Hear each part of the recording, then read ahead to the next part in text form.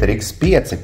Un cilvēki satraukušies pēdējā brīdī, ka vai ar to hameleonu plēvi saucamo visiem viņiem liekas vienādi, var iziet apskati. Nu, tad to, ko es lieku virsū, ar to nebūs nekādas problēmas, vienmēr pārmēru. Protams, ka tur stiklam jābūt tīram. Šeit viņi uzlikt ir 71%. Tā kā ar šīm plēvēm, ko es lieku, nekādas problēmas tur nebūs.